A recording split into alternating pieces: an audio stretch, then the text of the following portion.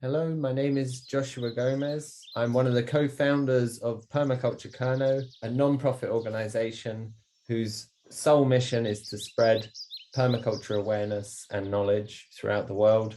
So your first question will be, what is permaculture? Permaculture is a design system that consciously reverses the negative impact of modern industrialized society.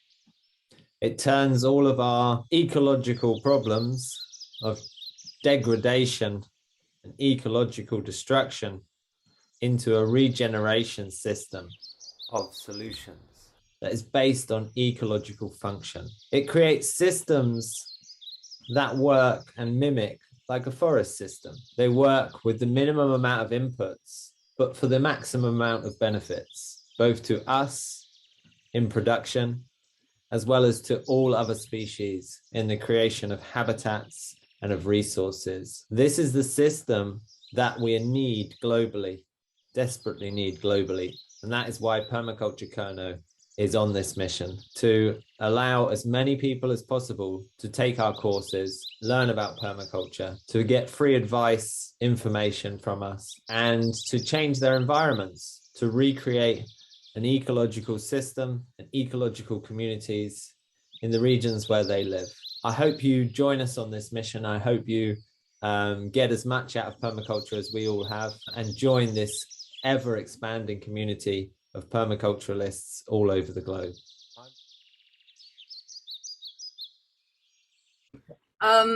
Okay, so I was always kind of into environments and climate change and everything, but I was the very upset type of person, very mad at the system and just like protesting and always being angry. And then during the lockdown, I discovered with Iago, we discovered permaculture, and really this changed my whole point of view. I mean, focusing on the solution rather than focusing on the problem really changes everything. So yeah, I mean, I think also the COVID situation helped a lot in that decision, but the fact that we're moving to Spain to start a farm, a permaculture farm, I think it's really gonna change my life. And I mean, it's all thanks to you, Josh. I mean, it's thanks to this course really, because I mean, it really helped me putting all the pieces together and understanding why I want to do better and why I want to save the planet. And yeah, I'm just very, very excited. So that helped a lot. And something that I really liked about the course is that I never really understood all these connections within nature. I mean, I think it's just mind blowing, and how it's actually just common sense how things just go and together and work together. And that really changed me as well. Yeah, I don't know. It's been a great course, if I'm honest. I always had this feeling. I always been attracted by nature, by plants, by animals. Is what I like. But because of society and things you hear, I don't know. You have to go study in a city, work, and maybe when you're older, I don't know, you can move to the countryside to retire. And that was always my mentality, and I always fought myself on it. And I was always like, okay, this is what I have to do. One day the day will come. And something that I'm really grateful from the deepest of my heart, Joshua, to the course and to you is that you guys inspire me to say, like, you know what, there is no time, the planet needs help. I also need help. I'm happier when I'm touching the soil than when I'm riding my bike behind a bus. What I like is nature, what I like is animals, and why not, you know, why to live in this bubble and why to live in the structure of society? Just go do what you love, go help the planet, go help people, and enjoy life most than anything, you know, in contact with nature and with the whole.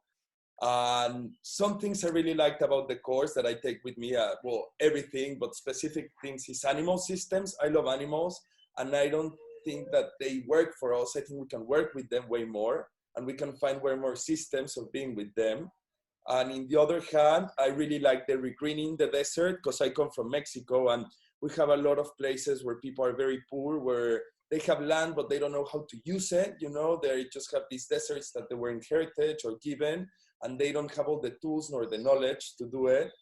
So I don't know, it really inspires me to go to Mexico and teach these communities to regreen their land and to be able to be more sustainable and less poor and dependent on the circular economy and the people who are on top, making them go more down and not letting them thrive. So thank you for that a lot, everyone. Yeah, I just finished my A-levels, one of which was environmental science, before starting this course. So yeah, when I heard about the opportunity, I thought it'd be a great way to move forwards from that, because I want to pursue sort of environmental science, environmental engineering kind of areas. But I sort of, in the last few years, I've been going to a lot of protests, sort of Extinction Rebellion and so on, but lately I'd lost hope, and yeah, I just felt overwhelmed by it all until I started this course, and I found it a sort of inspiring, and it gave me back a lot of hope about where we can go moving forwards. It was also really interesting to see the perspective on sort of the same issues, but in my environmental science class and in this, and how much more innovative it is in this course, and how much more creative and practical it is. I found the food forest bit very interesting, because I felt you can include so much into the into the food forest, and sort of it can be so productive. And I really enjoyed learning about the energy generation as well, sort of smaller scale rather than the huge scale where it just isn't sustainable. And I think someone mentioned this earlier as well, but I really enjoyed the social aspect of permaculture, because that's a bit I didn't expect to be part of the course, and it was a nice surprise, and it was really interesting to learn about. So thank you. I've really, really loved it. Great. Well, I've found the course very enjoyable. As we were talking to Lucy about it, it's just, we've had an interest in permaculture for a long time, but the course has just given us that framework. It's like the pieces of the puzzle have all come together, and it's been depressing in places, I have to say, because although we know the state of the planet is terrible, it's just, again, reinforcing that. And so some of the videos that we've been introduced to are quite painful to watch. But in the same way, it's inspired me, it's inspired us. I speak for David, I suppose. It's inspired us to want to live the change and to make our own difference on our little piece of land. And I mean, there's just every element. Each week it's a different, obviously, module, and I found them all interesting, but the one that was really inspiring was the food forest, and really connecting to the different guilds and things, and just understanding and appreciating. I thought I appreciated nature before I came into this course, but the course has just taken me deeper into that. So I'm sort of looking at nature in a completely different way than I did before. And it is inspiring, completely inspiring. And I think everybody on the planet should be doing a permaculture design course. That's my opinion. Great.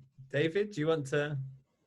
Sure, I'll just take it a little bit further than Tracy did. I mean, we had all these bits and pieces of ideas and concepts and frustrations with the planet, the way that society is destroying it, etc., etc. And this course has solidified it, if you like. It's put it all into one manageable place, rather than trying to figure out what all these bonkers ideas are, and how we're going to be the change we want to be in the world. You know, it's not about changing the world per se, but changing your part of it and being an example for others to perhaps learn from. Things that really interested me about this, and something that was prevalent and a real problem in Ibiza, was water waste, and how their aquifers, and there were probably about 30 aquifers on Ibiza, and that only 3, I think, when we got there, were still drinkable water, and they were importing water from the mainland. And running taps, brushing teeth, 9 litres of water if you leave the tap running, and all the millions of tourists coming to the island every year, and all those millions of gallons of water that were just pouring down the sinks. And so the grey water aspect, the grey water management, was really interesting for me. The one of the things that I heard is a podcast about United Plant Savers. I shared a link to our group that created and established a medicinal plant sanctuary in the United States. Herbal medicine has always been an interest of mine, and that, again, it just kind of cleared the mist for me in how I could take that interest forward and create a medicinal plant sanctuary on our permaculture project. Things like ginseng. A lot of people take ginseng, but they don't realize that it's harvested in the wild, and the crops are decimated. So if it continues the way it's going, it will no longer be on the market or in the shelves in 10 or 15 years time. And there's so many plants like that, and that for me is a really interesting aspect, because through that you can get grants and subsidies from governments and things like that. So I'm really interested in taking that forward. And the guilds as well. The guilds are really cute. I like that. The trees, the shrubs, the herbs, the ground cover, all working together. And Tracy and I have spent the last 2.5 years managing a private estate, which is all manicured gardens, and such a waste of energy and resources. It's just it's lovely. It's beautiful to look at, and it smells amazing when the sun's shining and the breeze is very light, and the perfume from all the lovely flowers is wafting around the courtyard. But what a waste of time. And these guilds, when we went out on our walk and we were looking for them and finding them and writing about them and studying, I mean, pretty much everything you look at, you can eat. Last week I learned that you can eat nettle seeds, and it's right now that you should be harvesting them. But mind how you go, because you eat one too many and you'll be up for 4 days, packed full of protein, and some people do experiment with them. And I think that there's a market there. You can sell these gardeners ready-made guilds, and there's a nice little guild pack that you can put together and stick that in your garden. And I recently did a no-dig market gardening masterclass. I would like to apply some of that to the project. It's just been brilliant, awesome. Can't wait to get going, and really looking forward to the day that Tracy and I can actually travel freely, into France and start the next step of this journey. So thank you, and thank you all. The course was mainly a reminder of things I already learned about or forgot about, but one of the great things that helped me a lot was actually the interaction with the group and with the smaller groups, because the brainstorming part helps you see things from another point of view, or at least helps me see things from another point of view. And that helped me better form my own opinions, for lack of a better word, about certain topics. Aside from that, I never really bothered looking into the social aspect of permaculture that much, so I learned some new things there. I knew it was around, clearly mentioned everywhere. I just didn't develop an interest in it really up until now, mainly because I've been looking at it from my own perspective all the time rather than the social perspective. What I will take away more practically, I think, is the building part, especially as it looks now that I'll have a chance to end up with a ruin rather than an actual building, so I'll get to do a lot more input myself. And aside from that, what I want to look more into anyway, still, it's already something I wanted to look into, but now even more, is waterworks in general. As for the course itself, I really enjoyed it, and like I said, especially the group interactions were really helpful for me. I'm very grateful, because it was just the right thing at the right time. Here, being locked down and having nothing to do, no perspective, and diving into this was just good. I'm have very few background knowledge, so I couldn't follow everything. And I had to give up of trying to understand everything you told me, but I now know a lot more, and I know what is covered or where permaculture can go into, and if I need it, I can dig deeper there. I really hope that I can put it into practice, find a place to do that.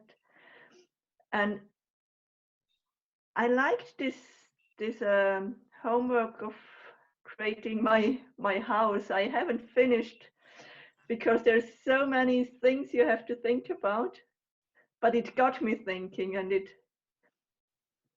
I've been thinking about tiny house things and thought, oh well, but I would have to have electricity from somewhere and water, and now I have ideas that I don't have to be on the grid. There is other solutions, so that's very inspiring. And there are things you will be reflecting, and it was me with my doing my first PDC, learning on my PDC. For a few years afterwards, I was reflecting on things that happened in the PDC. So there will be things that, yeah, you think just you didn't get, but you got on a different level. And then when you need them, you'll pick them up, and then you'll access them at a deeper level because you'll read and you'll research and you'll go deeper. This is like, yeah, your first steps, and it goes on from here. This is the beginning of the journey. So yeah, I hope all of you will do wonderful things with what you've learned here. Right, I'll just tell you a little bit about how I came across the permaculture. A couple of years ago, I started off a gardening project with young people. They're 16 to 18, well, 16 to 24 really, but we've got 16 to 18-year-olds. They were homeless, sofa surfing, and they're all suffering from sort of depression really and anxiety. So I thought it'd be a great idea to set up a gardening project at work. I love gardening anyway. And I got involved with my friend Debs, who's from the Horticultural Therapy Trust. So she really introduced me to permaculture at the beginning of this year when we planted an orchard on a hill. And before that, we were preparing I thought we could just plant the apple trees, you know, here, there and everywhere. But we prepared the grounds with swales. So we dug swales in the hill to capture rainfall. And she told me about permaculture. She forwarded me the message about the introduction to permaculture and said that I might be interested in this, which I was. Well, I loved the introduction to permaculture and I found it amazing, and so it got me sort of like enthusiastic about doing the actual permaculture design course.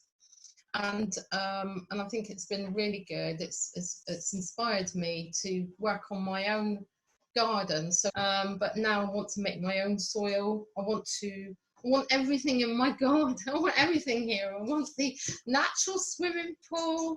I want the chickens. But now I've just got to really come back to reality and think, no, a herb spiral outside my kitchen would be brilliant. You know, the main thing I'm going to be concentrating on is harvesting more water.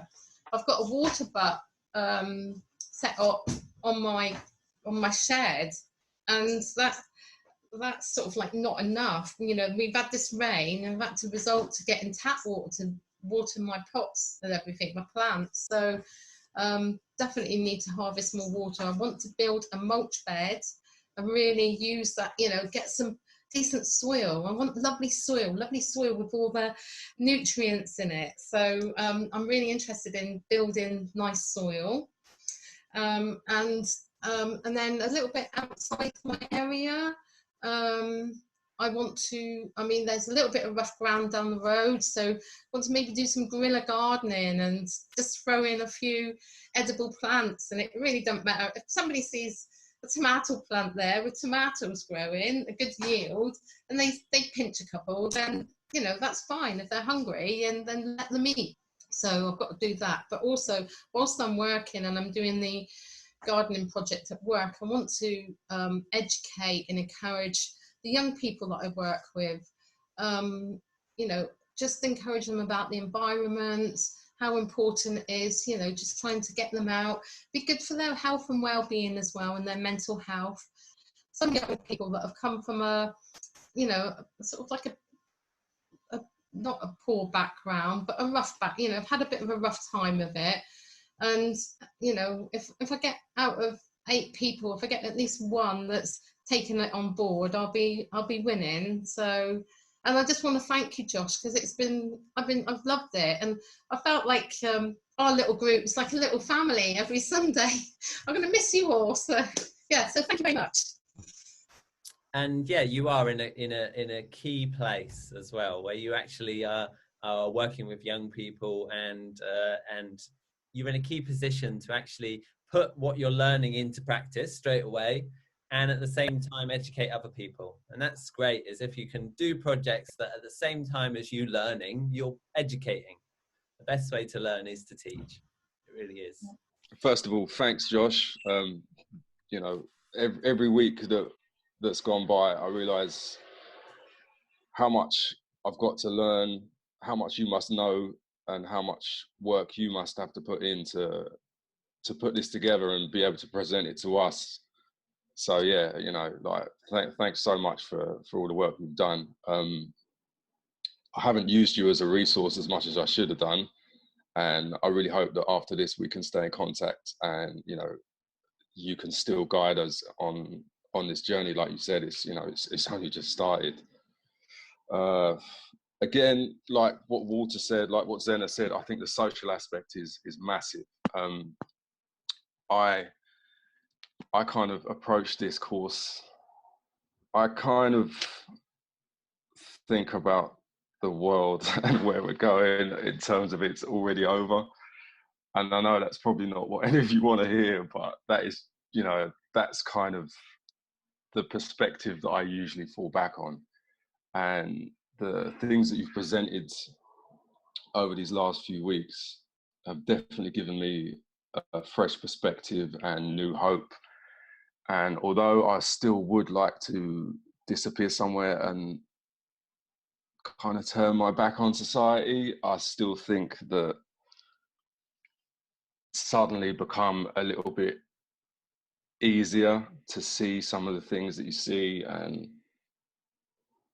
just know that each of us do have tools, if we're willing to learn about them, that we can use to, yeah, just to do something that is good, you know, just because everyone else is trashing things and maybe using systems and you know, valuing things in ways that we know are wrong. If we can just do our little bit, then at least we know that, you know, the planet is getting some love. The parts of the course that I really enjoyed were, I really enjoyed learning about weeds. That little bit of homework about go out and find a weed and tell me about it, I thought that was awesome, because they've been maligned for so long. They're always there. People think, like, similar to rats and cockroaches, you know, people think that something that survives everywhere and comes up when you don't want it is a bad thing. But there's obviously qualities there that we need to learn from, and yeah, to discover that they're so nutritious and, you know, so good for other plants and the soil. And that was another good module, the soil module. You know, I really enjoyed, because the way I actually found this course was I was looking into biodynamics and biodynamic farming, and one step led to another. And, you know, the soil preparation in biodynamics is very similar to what you told us about in the soil module. And just to know that, you know, the stuff that's under our feet is so precious and so complicated. It's not just mud, you know. Yeah, that was another mind-blowing module. Like David said, the grey water, because I'm in a city, I think sustainability, you know, recycling, all those things are so important. And yeah, to learn that we waste so much water, and that even though there's an ocean out there, the graph you showed us with you know, the percentages of all the different types of water there are, and how much of it is actually usable to us. Like, just things like that. They're just, we take so much for granted that, yeah, to be reminded or to be introduced to some of these ideas is really important. And lastly, I'd just like to say that, yeah, to know that there's people out there like, you know, Mollinson, Holgram, who created this, and Sepp Holzer, and the lady, was it Juliet of the Herbs, and so many absolute geniuses that have created, well, first of all, they've taken the time to observe what so many of us don't. They've put it into some kind of system or practice that we can all access. You know, these people should be exalted. They should be held up as the geniuses they are, instead of the people that find their way onto the cover of magazines and constantly talked about in the media. You know, it's just, we all know the world is absolutely mad, and it's just amazing that there are these people out there doing such good work, and that, you know, you have to go down a wormhole to find them. But I'm glad I did, and I'm glad that, you know, I can sit here and look at like-minded people and know that, yeah, we're all gonna try our best. So, you know, thank you. Thanks Josh. Thanks everyone. Really appreciate it.